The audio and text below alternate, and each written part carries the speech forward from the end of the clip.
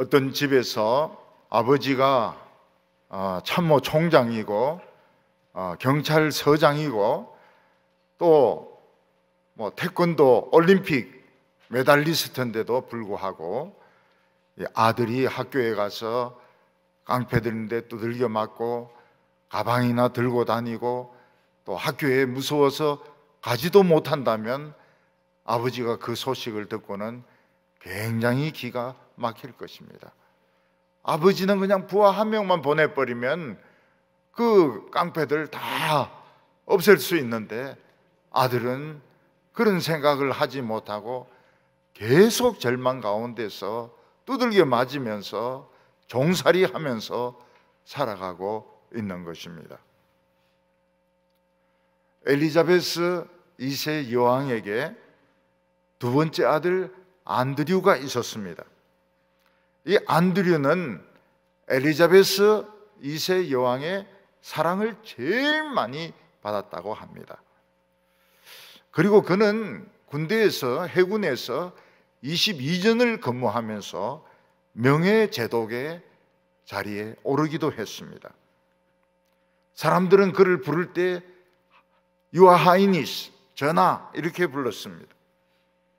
그는 영국 왕위 계승이 2위였습니다. 근데 그는 자신의 위치를 깨닫지 못했습니다.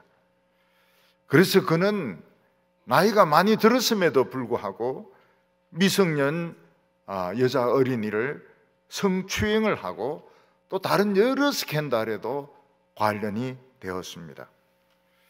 그는 성폭행했던 여자아이와 195억의 화해를 했습니다. 여왕은 돌아가시기 전에 앤드류는 Your Highness, 전하라는 표현을 쓸 수가 없다. 앤드류에게는 전하라고 불러서는 안 된다. 그렇게 명령을 내렸고 그의 모든 공적인 직책을 박탈당하게 되었습니다.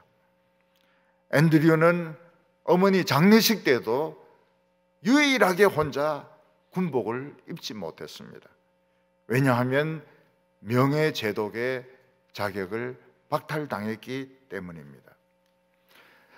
앤드류는 엘리자베스 여왕 2세의 최고로 사랑받는 아들이었고 그는 왕위 계승 2위였고 그는 명예제독이었기 때문에 아름답게 살려고 하면 얼마든지 아름답게 살 수 있었습니다.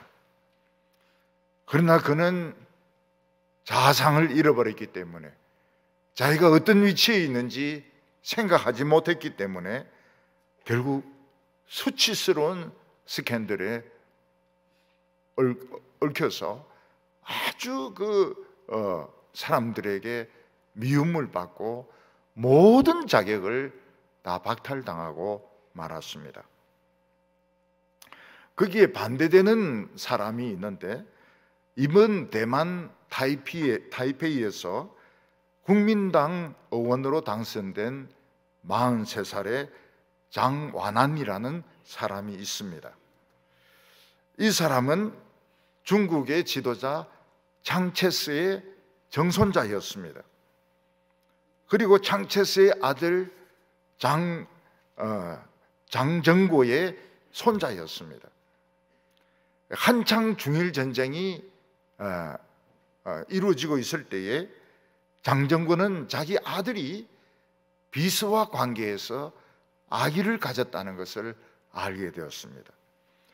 이 소식을 들은 창체스는 이 아이에 대해서 일체 모든 것을 비밀에 붙이라 그러고 며느리를 굉장히 먼데 보내서 아이를 낳게 했는데 쌍둥이였습니다. 이 쌍둥이를 낳고 난 뒤에 그 며느리는 의문의 죽음을 당합니다. 그리고 이 아이들은 할아버지가 누군지 정조 할아버지가 누군지 아무것도 모르는 채 양할머니 또 이모 손에서 자라게 됩니다. 그런데 그 아이들의 몸속에는 역시 장체스의 피가 흐르고 있었습니다. 이 아이들은 그 어려운 환경에서도 공부를 열심히 해서 하나는 외교관이 되고 하나는 과학자가 되었습니다. 그 쌍둥이의 첫 번째 아들이 누군가 하면은 이번에 국회의원에 당선된 사람입니다. 이 사람은 20살까지 자기가 장체스의 손자란 것을 알지 못했습니다.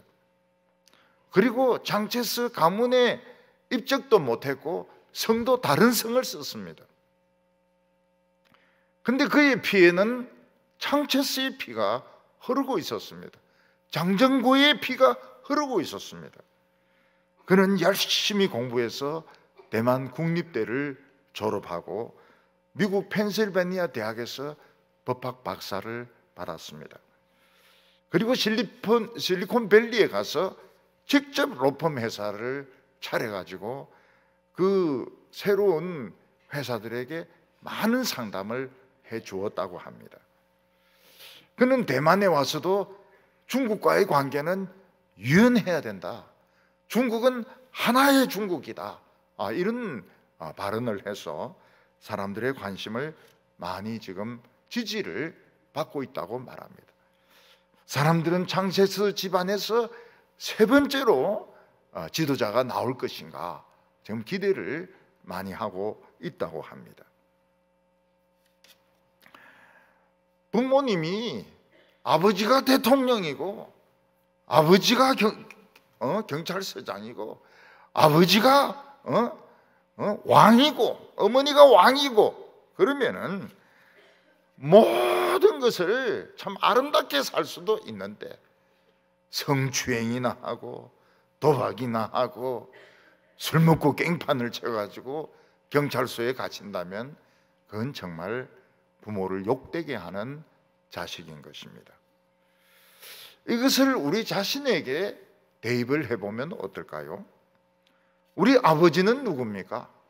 우리 아버지는 온 우주를 지은 창조자 하나님이십니다. 우리 안에는 누구의 피가 흐르고 있습니까? 하나님의 아들 예수님의 피가 흐르고 있습니다.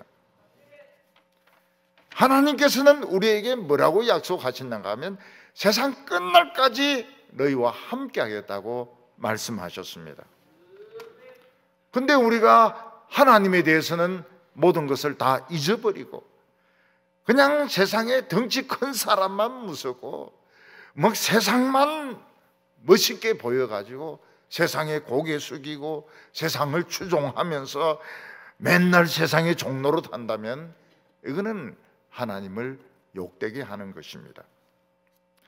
가나안 땅에 들어간 이스라엘 백성들의 모습이 바로 그런 모습이었습니다.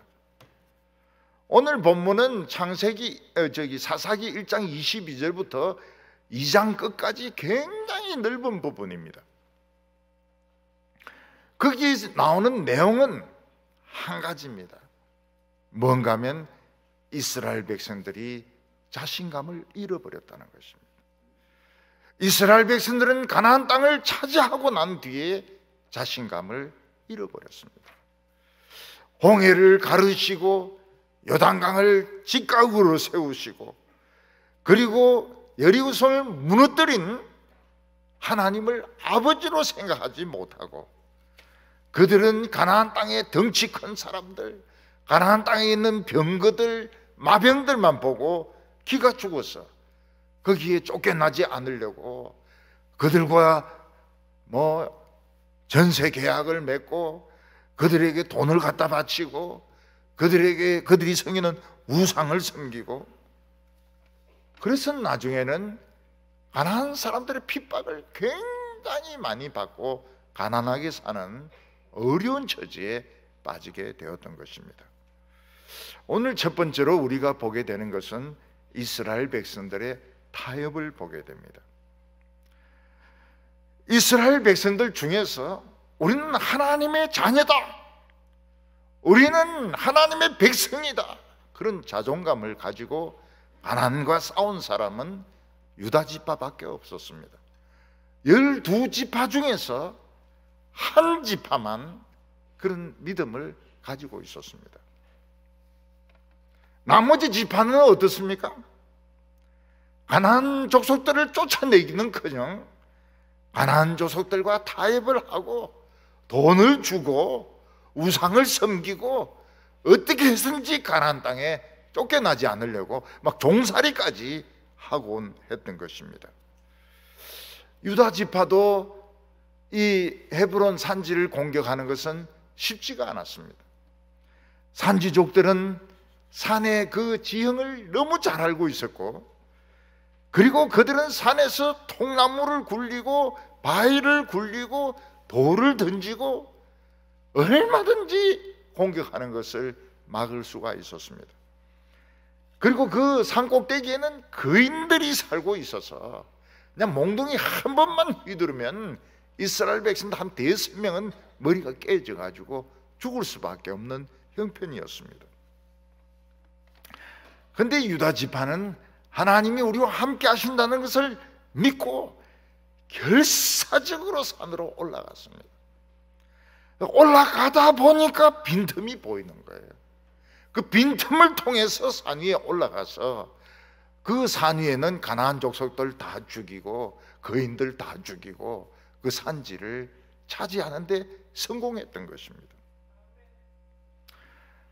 우리나라 정부도 경제 발전하는데 기업도 마찬가지고 항상 걸림돌이 되고 가시가 되는 것이 있었습니다. 그게 뭔가 하면 강성노조입니다. 이 강성노조가 막 데모를 하고 타이어를 불태우고 막 깽가리 치고 이러면은 나라에서 법대로 모든 것을 하는 것이 아니고 그냥 고개부터 숙이고 들어갑니다. 그래서 해달라는 대로 다 해주고 돈도 주고 잡혔던 사람도 풀어주고 그들이 요구를 다 해주었습니다. 지금 와서는 기업이 뭘 하려고 해도 나라가 뭘 하려고 해도 노조가 승인하지 않으면 못해요. 노조가 동의하지 않으면 사람들을 채용하는 것도 어렵고 임명하는 것도 어렵게 되었습니다. 가시가 되고 올무가 되었던 것입니다. 근데 이번에 정부가 법대로 하겠다, 그리고 막 정면으로 충돌하니까 노조가 그냥 힘을 잃게 되었습니다. 국민들이 좋아하고 있습니다. 이건 영국도 마찬가지였습니다. 영국도 노조가 얼마나 센지 영국이 망하게 되었습니다. 그때 영국에 대처 수상이 나왔습니다. 대처, 음식을 데쳐 먹는다 할 때 그 대처입니다. 이 대처가 그냥 강하게 밀어붙여가지고 파업을 못하게 만들었습니다. 대처의 별명이 뭔가 하면 철의 재상입니다. 철, 강철로 만들어진 여자인 것입니다. 그래서 영국이 다시 살아나게 되었습니다. 싱가포르에 오키드 가든이 있습니다. 보테니 가든 안에, 식물원 안에 오키드, 양란만 키우는 그런 또 데가 있습니다. 거기 보니까 제일 아름다운 오키드, 양란의 이름이 마가렛 대처였습니다. 나중에 마가렛 대처도 기억력이 나빠져가 치매가 와가지고 누가 누군 줄 몰라봤다 그래요. 우리 교회 노인들 좀 기억력 나빠져도 그 정상입니다. 그러니까 이 치매 온 거 아닌가 그런 걱정하지 마세요. 우리가 가지고 있는 컴퓨터는 286이거든요. 지금 용량이 꽉 찼어요. 지금 막 사람들 이름 다 외우고 이러면은 터져버립니다. 머리 터져버려요. 그러니까 대충 그러냐 이러고 그냥 잊어버리는 게 좋아요. 정상입니다. 우리 컴퓨터가 구식이에요. 법을 가지고 그냥 나가면 되는데 이 정부가 이게 막 겁을 내 가지고 막 파업을 막 전체적으로 할까 싶어서 타협하고 돈 주고 해달라는 대로 다 해줘 버리니까 나라의 올무가 되었던 겁니다.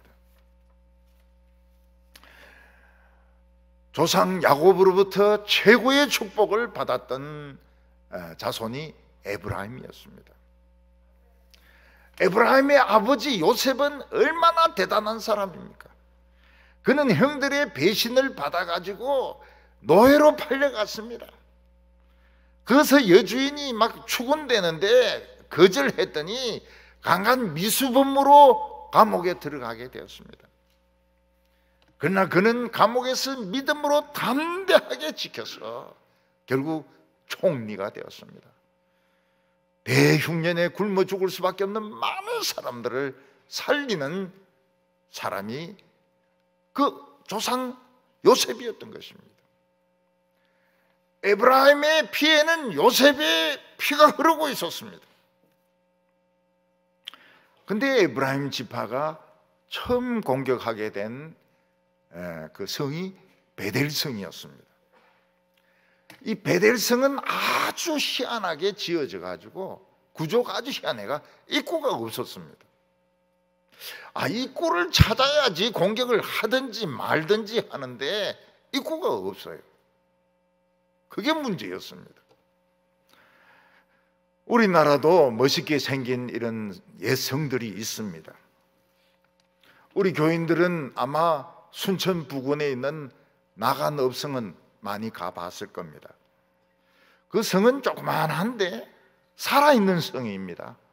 그래서 성 안에서 가마니도 짜고 뭐 악기도 만들고 그래서 타작도 하고, 그리고 원님 있는 곳에 가면은 뭐 물론 원님은 없지만은 옛날에 재진 사람 때리 패던 그 곤장 때리는 곳이 있습니다.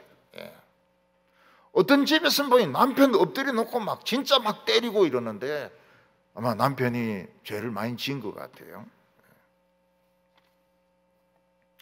근데 그 입구를 보면은 입구가 이렇게 튀어나와 있습니다. 튀어나와 있어가지고 입구를 공격하려고 하면 튀어나온 데서 화살로 쏘아가지고 그 공격을 못하도록 만들었습니다. 이 남한산성은 제가 그 가까운 데 살았기 때문에 많이 올라갔습니다. 눈만 감으면 남한산성이 훤해요. 그 남한산성의 그 사령부에는 수어장대, 뭐 남문, 북문, 그 안에 전부 다 음식점입니다. 음식점. 그 음식점이 뭐 먹고 살까? 토요일, 일요일 날 한 번 관광객 오면 일주일 다 먹고 산다는 겁니다. 저는 남한산성을 너무 잘 알기 때문에 또 남한산성 책을 읽어야 되지 않습니까? 김훈의 남한산성을 또 읽었습니다. 미국에서 비행기 타고 오면서 내내 읽었습니다. 그러더니 성문이 와가지고 이 책을 읽으시군요. 저도 좀 읽었습니다. 이렇게 이야기를 했습니다. 결국 인조는 그 남한산성에 갇혀 있다가 양식도 떨어지고 무기도 떨어지고 이러니까 걸어 나와서 그 삼전도 송파 쪽이죠. 송파에서 맨 땅에 막 절을 7번 피가 터지도록 쾅쾅 7번 절을 하고 항복을 합니다. 근데 소설에 보면 남한산성도 사람 하나가 겨우 들었다 나왔다 하는 개구멍이 있다고 그러는데 개구멍은 제가 몰라요. 개구멍이 어딘지 몰라요. 에브라임 지파가 베델을 진짜 공격할 생각이 있다면 사람을 매복시켜 놓으면 됩니다. 그럼 사람들이 들락날락 거리거든요. 그러면 잡아서 입구가 어디냐 족치든지 아니면 그 사람 나온 부근을 막 땅을 파보든지 이렇게 하면 그 입구가 나온다고요. 그들은 아예 처음부터 쉽게 일을 할 생각이 없어요. 워낙 머리가 좋아가지고. 여러분, 예루살렘도 굉장히 그 큰 바위로 지어진 성이 되었기 때문에 그 공격할 수가 없었어요. 그때 다윗은 어떻게 합니까? 그 하수구가 흘러가는 그 하수구를 찾아가지고 거기로 군대를 집어넣어서 예루살렘을 정복합니다. 이런 하수구가 뭐 쉽게 생각하시는데 그렇지 않아요. 땅을 파고 한 100m 들어가야 물길이 나옵니다. 시온 그 샘물에서 기온 샘물에서 이 물 나오는 것도 한 100m 정도 파고 들어가야 돼요. 우리 생각하고 많이 다릅니다. 가보면 에돔의 베트라도 바위를 깎아가지고 신전을 만들지 않았습니까? 영화에 나올 정도로. 그리고 그 안에 굉장히 큰 도시가 있습니다. 근데 밖에서 보면 입구가 없어요. 입구를 찾을 수가 없어요. 근데 어떤 고고학자가 이렇게 지나가다가 바위 사이에 좀 틈이 있는 겁니다. 그래서 그 바위 틈 사이를 들어가 봤어요. 그러니까 이제 꼬불꼬불 하면서 점점 넓어지고 이러더니 페트라를 발견을 한 겁니다. 페트라를. 지금 뭐 관광객들 엄청나게 가고 있죠. 에브라임 지파가 정말 자존감을 가지고 있었다면 매복하고 있다가 들락날락 하는 사람들 잡아가지고 어디로 나왔느냐? 아니면 그 부근을 수색을 하면 입구를 알 수가 있습니다. 은폐해 놓은 입구를 알 수가 있습니다. 그러나 에브라임 지파는 머리가 너무 잘 돌아가는 거예요. 쉽게 그 성을 함락하고 싶은 겁니다. 그래서 베델에서 나오는 사람을 붙들어 가지고 약속을 합니다. 너와 당신 가족은 다 살려주겠다. 입구가 어디냐? 처음부터 타협을 하고 보는 거예요. 그 사람은 베델이 이제 재미가 없었던지, 베델에 원한이 있었던지, 베델이 망할 거라고 생각했던지 그 입구를 가르쳐 주는 겁니다. 그래서 에브라임 지파는 그 입구로 들어가서 베델을 너무 쉽게 차지했습니다. 근데 살려준 이 사람이 누구냐? 살려준 이 사람이 최고 악질이었습니다. 베델의 최고 악질이고 최고 점쟁이고 최고 무당이었습니다. 이런 걸 살려준 거예요. 그 사람은 유유히 베델을 빠져나와 가지고 딴 데 성을 쌓고 장사를 했던 겁니다. 점치는 걸 하고 무당짓을 하고 사창가 짓을 했던 겁니다. 하나님께서 이스라엘 백성들을 가나안 땅에 보낸 것은 이런 점쟁이들, 무당들, 창녀들 쫓아내버리고 깨끗한 도시를 만들어라는 건데 그런 거 없었어요. 머리가 너무 좋아요. 그냥 쉽게 차지하려고 타협을 해요. 처음부터 타협을 했어요. 그 사람은 딴 데 가게를 차렸어요.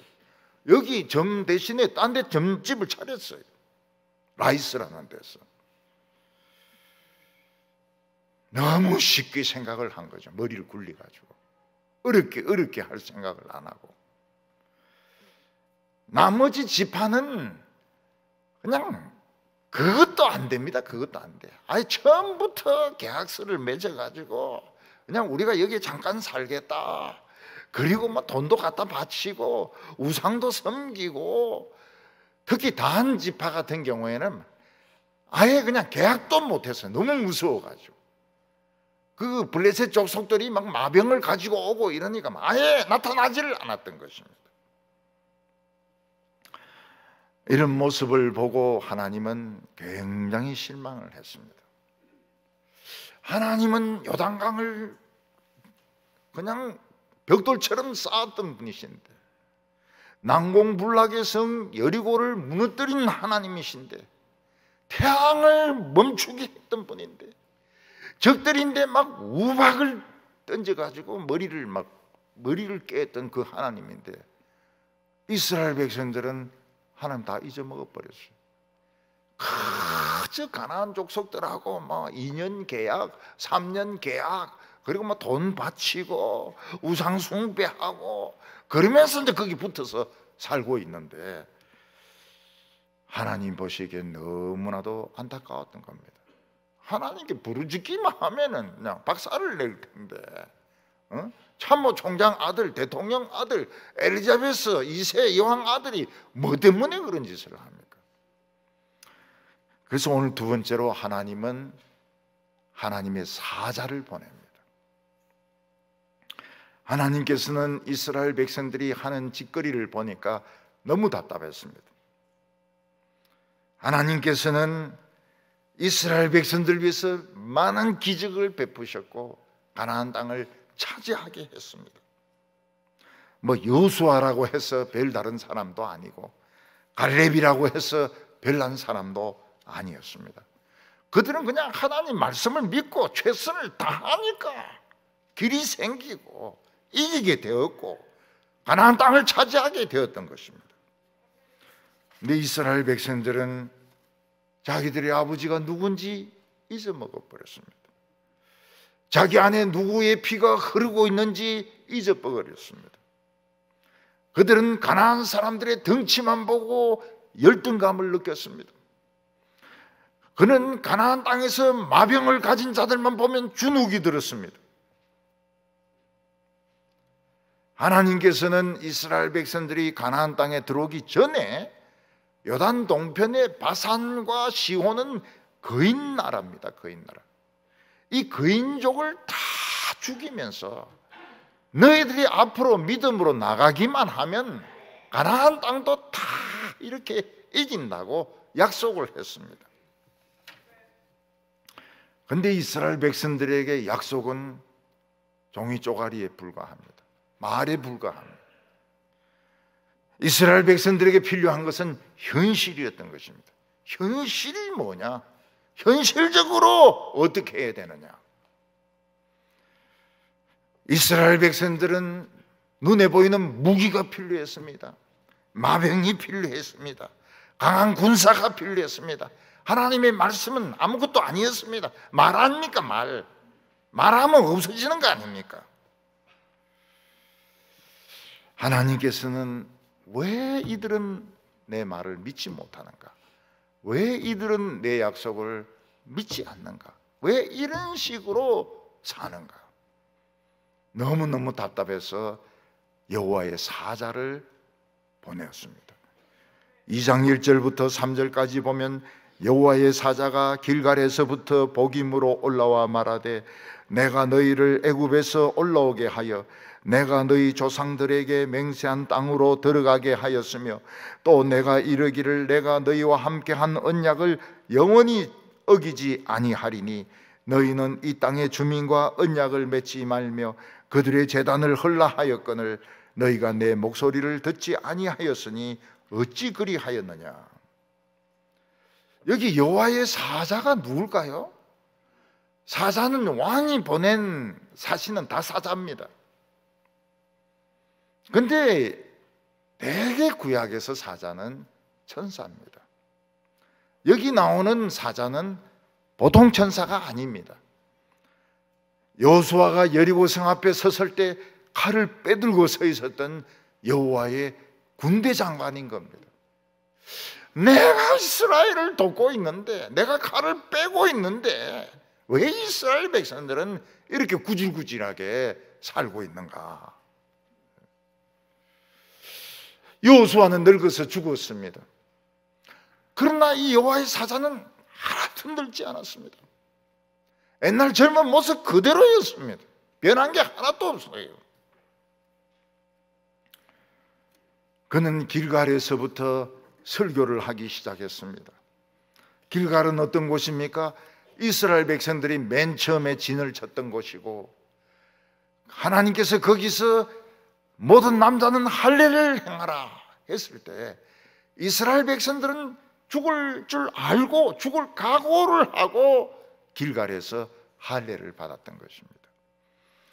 그때 하나님께서는 이스라엘 백성들에게 애굽의 수치, 노예의 수치는 굴러갔다, 길갈이라고 이름을 지었는데 우리말로는 떼굴떼굴 그런 뜻입니다. 길갈을 한국말로 번역하면 떼굴 이렇게 하면 됩니다. 처음 이스라엘 백성들은 순수했습니다.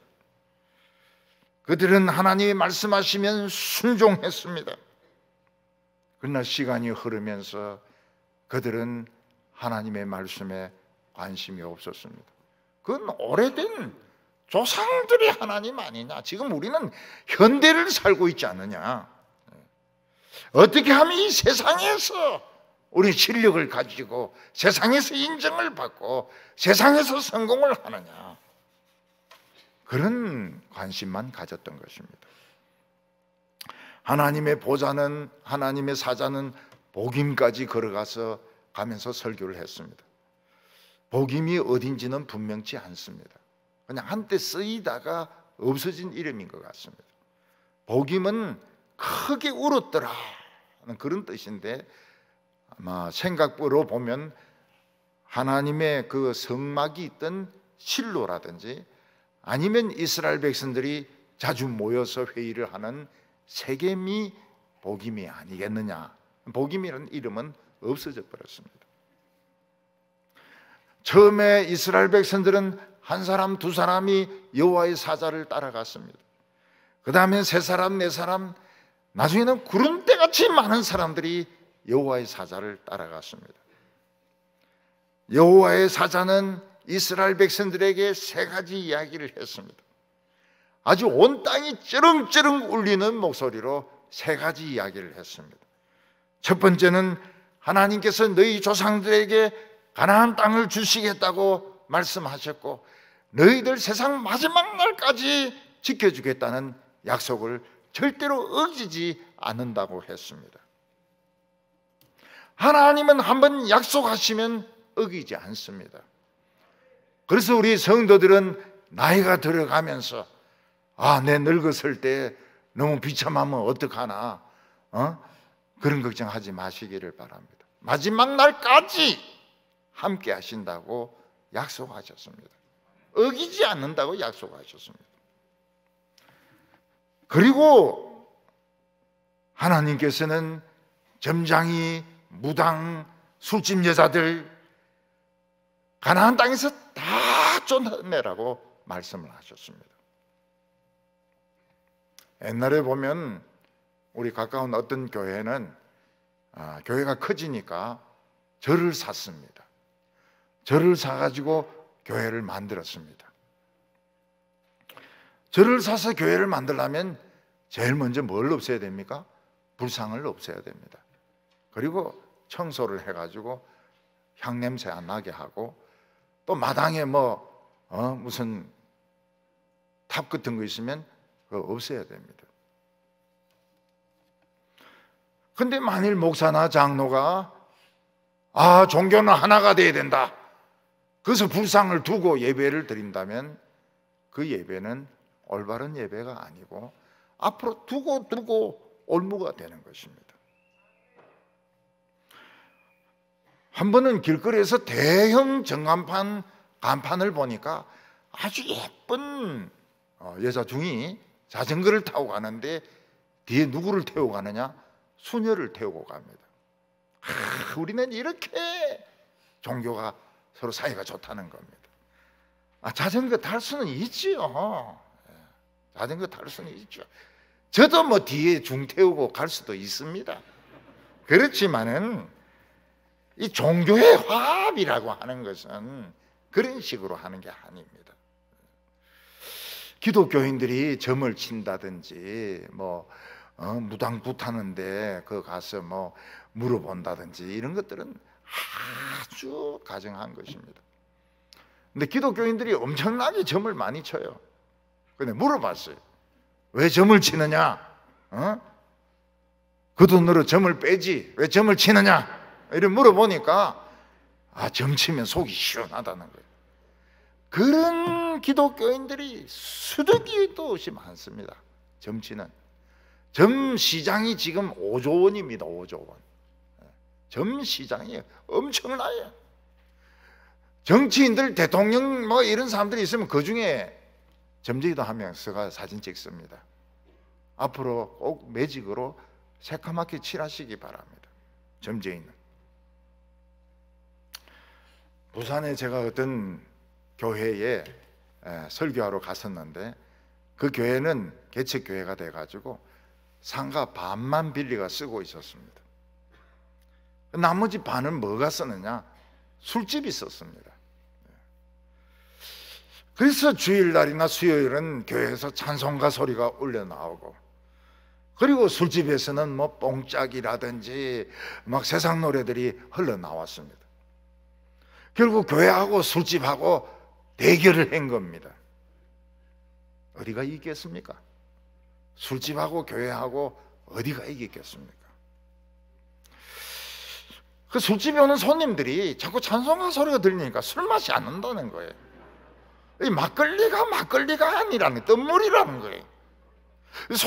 소주가 아니라는 거예요. 그 술집이 매상이 안 나와요. 그래서 어느 날 주인이 와가지고 그 목사 보고 술집까지 다 써버리라 그랬어요.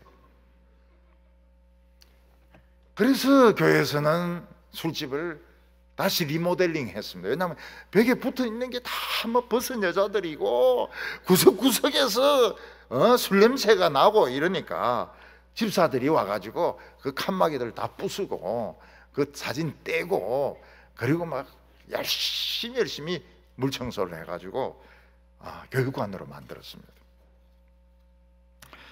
요즘은 그 교회가 어떻게 지내는가 한번 전화를 걸어가서 물어봤더니 그 옆에 땅을 하나 사가지고 교회를 예쁘게 지었다고 이야기를 했습니다. 우리가 이 세상에서 다른 사람과 전혀 타협하지 않고 살 수는 없습니다. 버스 타면서 교회 다닙니까? 이런 거 물어볼 수도 없고, 교수들 중에서 교회 다니는 교수들의 강의만 들을 수도 없고, 수술 받으면서 수술 손 딱 잡고 사도행전 외워봐라고 할 수도 없습니다. 우리는 이 세상 사람들과 어쩔 수 없이 다원적인 이런 사회에서 약속도 해야 되고 집 계약도 하고 이래야 됩니다.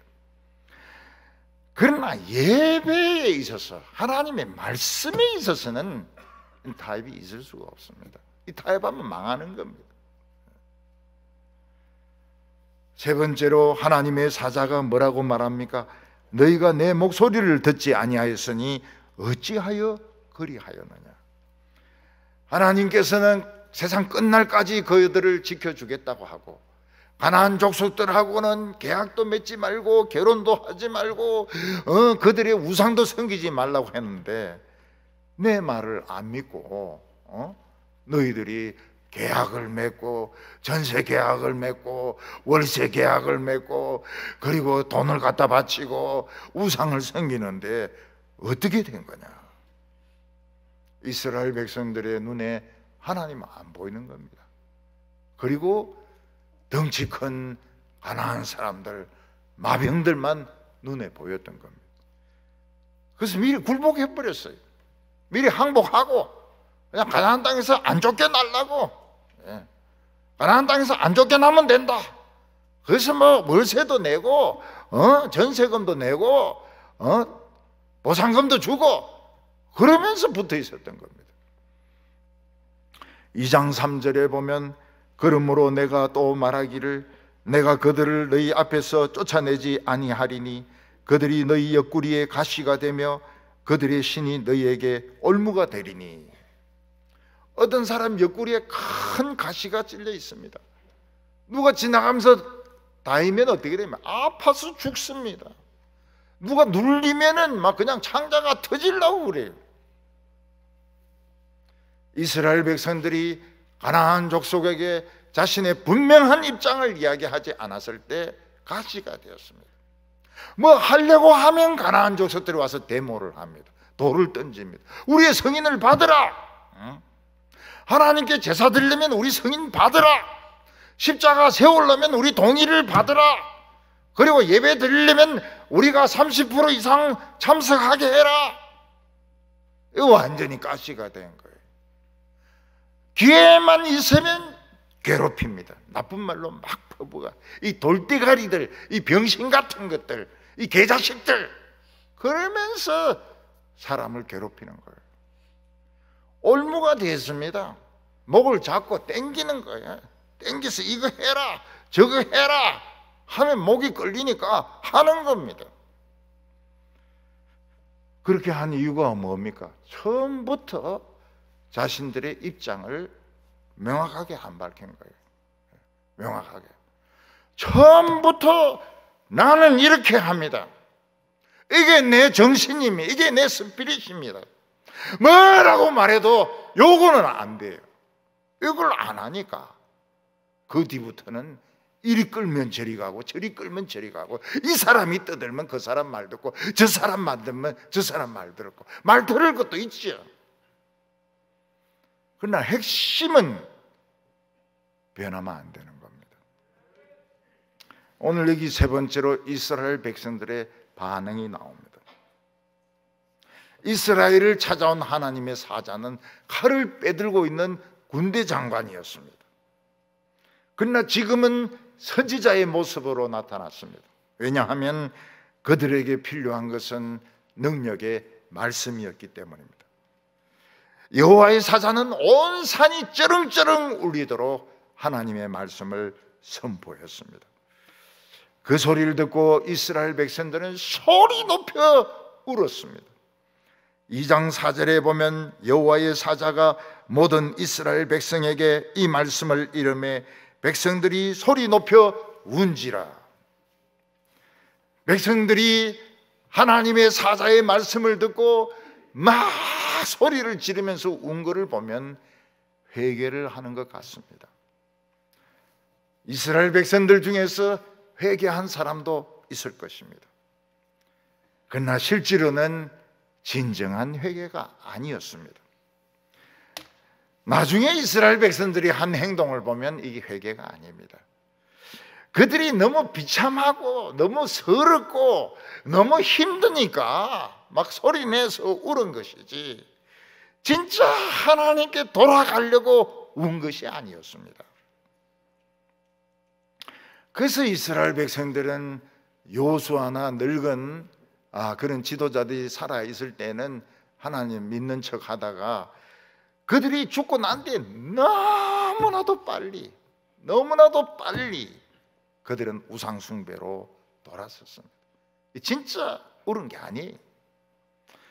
2장 11절과 12절 보면 이스라엘 자손들이 여호와의 목전에서 악을 행하여 바알들을 섬기며 애굽에서 그들을 인도하여 내신 그들의 조상들의 하나님을 버리고 다른 신들 곧 그들의 주위에 있는 백성들의 신을 따라 그들에게 절하며 여호와를 진노하게 하였으되, 이스라엘 백성들은 여호수아나 나이든 지도자가 죽자마자 바로 변질이 되어버렸습니다. 이것은 뭐든지 다 그렇습니다. 좋은 회사를 하나 세우려면 30년, 40년 걸립니다. 그런데 엉뚱한 사장이 하나 와가지고 회사 말아먹는 데는 1, 2년이면 그냥 다 날리버립니다. 이번에 디즈니랜드는 회장을 바꾸었습니다. 옛날 회장을 도로 데리고 왔습니다. 너무 적자가 커가지고, 적자만 큰 게 아니에요. 그 안에 있는 시스템이라든지 그 안에 있는 구조라든지 너무 다 벨이 난 거예요. 그래서 옛날 회장이 다시 컴백 해가지고 이 회장 쫓아내버리고 이 디즈니랜드 살려야 된다고. 디즈니랜드가 얼마나 좋은 영화들 많이 만들어냈습니까?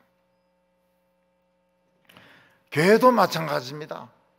교회가 부흥되고 참 교인들이 눈물로 기도하고 그냥 자신에서 말씀을 읽고 이러려면 50년, 60년 그래 걸립니다.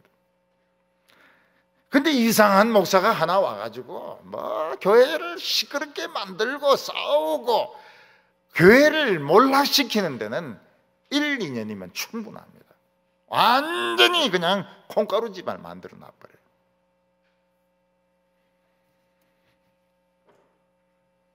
하나님은 이스라엘 백성들을 팔아버렸습니다.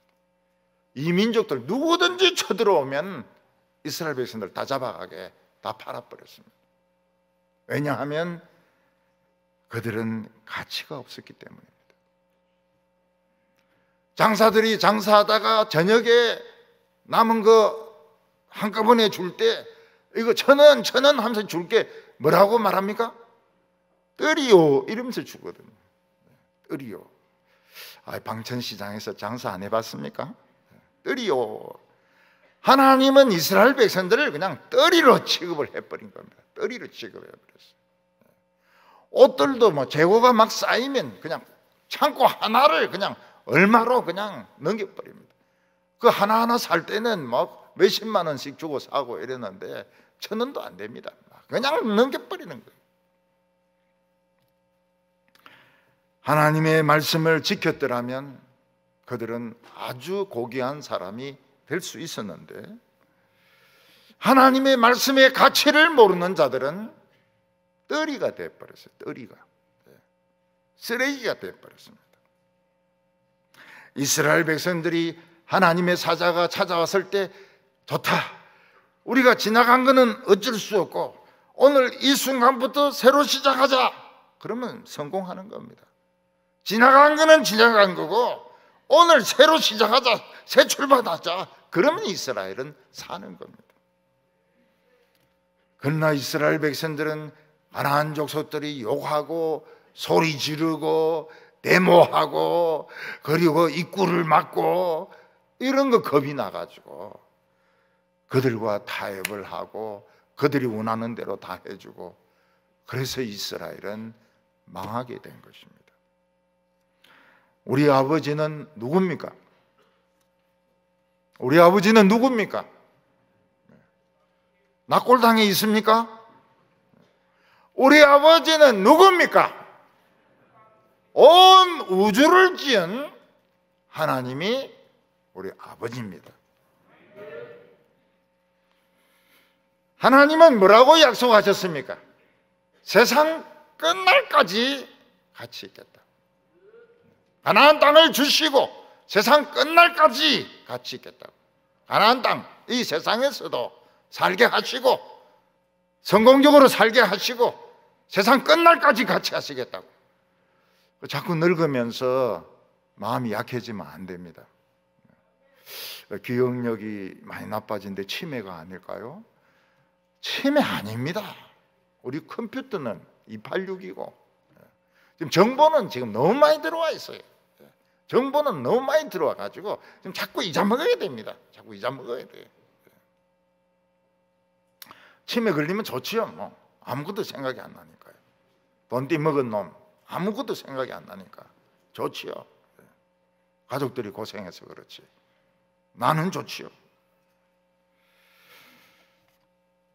하나님께서는 세상과 싸우면 이기게 하겠다고 말씀하셨습니다.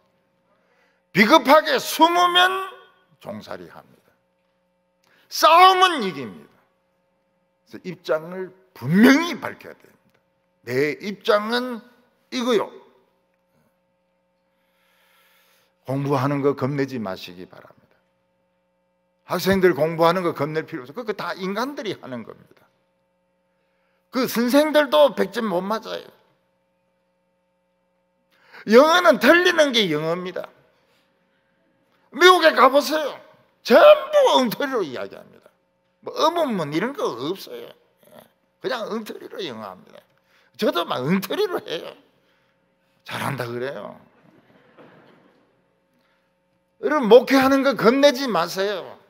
목회한다는 거 그냥 하면 되는 거예요. 하면 되는 거예요. 사업하는 거 너무 미래 일 끌어들이 가지고 걱정하지 마세요. 그냥 하면 되는 겁니다. 하면 돼요. 하나님이 세상 끝날까지 나와 함께 하신다는 것을 믿으시기를 바랍니다. 기도드리겠습니다. 거룩하신 하나님 아버지, 악이 가득 찼고 마귀가 우는 사자처럼 돌아다니는 이 악한 시대에 우리와 세상 끝날까지 함께 하시겠다고 말씀해 주셨습니다. 하나님은 눈에 보이지 않고 세상만 우리 눈에 보입니다. 말씀은 아무것도 아닌 것 같고 돈만 최고인 것 같습니다. 하나님 아버지, 오늘 우리의 눈을 열어주셔서 하나님의 저 어마어마한 세계를 보게 하여 주시옵소서. 우리의 중심을 잡을 수 있도록 하나님께서 붙들어 주시기를 원합니다. 울지 않아도 됩니다. 우리의 각오를 다시 단단히 하게 하여 주시옵소서. 예수님의 이름으로 기도하옵나이다.